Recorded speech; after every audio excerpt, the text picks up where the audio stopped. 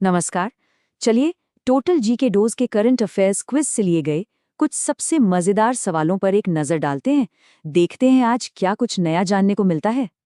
हाँ, तो हमारी सारी जानकारी सीधे इनके स्टडी मटेरियल से ही ली गई है।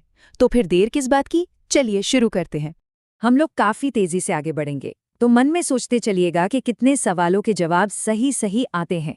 तो सबसे पहले शुरुआत करते हैं कुछ बेहद जरूरी राष्ट्रीय और अंतर्राष्ट्रीय तारीखों के साथ। ये एक ऐसा दिन है जो पूरी दुनिया में कैंसर को लेकर जागरूकता और उसकी रोकथाम के लिए मनाया जाता है। तो क्या तारीख है इसकी? बिल्कुल सही।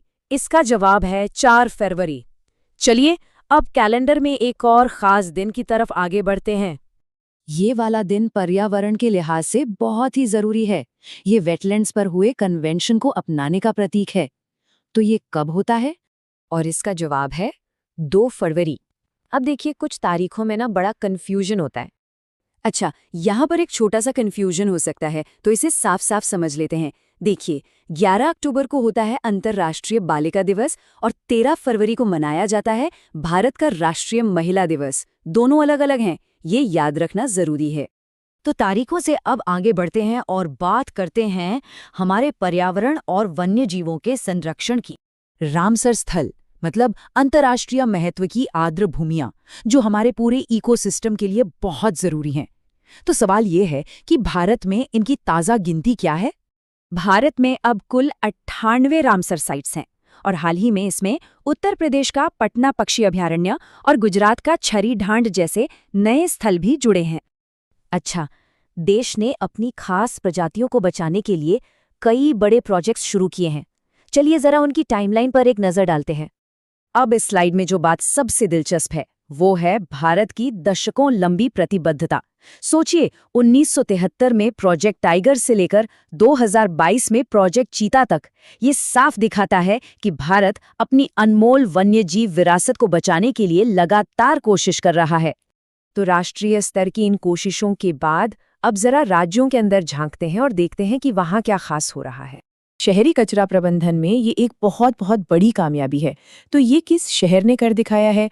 जवाब है लखनऊ, उत्तर प्रदेश। और एक और मजेदार बात, भारत की पहली ब्रेल लाइब्रेरी भी इसी शहर में है।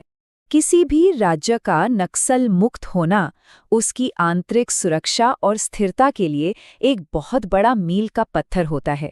तो हाल ही में ये दर्जा किस राज्य को मिला है? ये गौरव मिला है बिहार को। और हाँ, ये वही राज्य है जो लीची और मखाना का सबसे बड़ा उत्पादक भी है।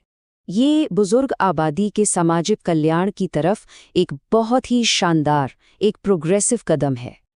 और ये बेहतरीन पहल की है केरल ने, जो अक्सर अपनी ऐसी ही प्रगतिशील सामाजिक नीतियों के लिए जाना जाता है। चलिए अब भारत से थोड़ा बाहर निकलते हैं और दुनिया की तरफ देखते हैं, मतलब विज्ञान, व्यापार और अंतर्राष्ट्रीय खबरों की दुनिया में। आजकल एआई हमारी जिंदगी का हिस्सा बनता जा रहा है। तो सवाल ये है कि इसे लेकर नियम कानून बनाने की रेस में कौन सा देश सबसे आगे निकल गया है? तो एक व्यापक एआई कानून पास करने वाला दुनिया का पहला देश है दक्षिण कोरिया। इसे ग्लोबल टेक गवर्नेंस में एक बहुत बड़ा कदम माना जा रहा है। अब जरा फाइनेंस की दुनिया की एक बहुत बड़ी खबर पर आते हैं। ये एक बहुत बड़ा मील का पत्थर है। जी हाँ, भारतीय स्टेट बैंक यानी एसबीआई वो बैंक है जिसने इस जबरदस्त आंकड़े को पार किया है। तो हमने तारीखों से शुरू किया और टेक्नोलॉजी तक पहुंचे। कितने सारे जरूरी फैक्ट्स देखे। मतलब ये सिर्फ सवाल जवाब का खेल नहीं है ना? ये तो इस बात का सबूत है कि हमारी दुनिया भाई कितनी तेजी से बदल रही है। और ये सोचना भी बड़ा मजेदार है कि आज जो बातें हमें इतनी जरूरी लग रही हैं, क्या कल भी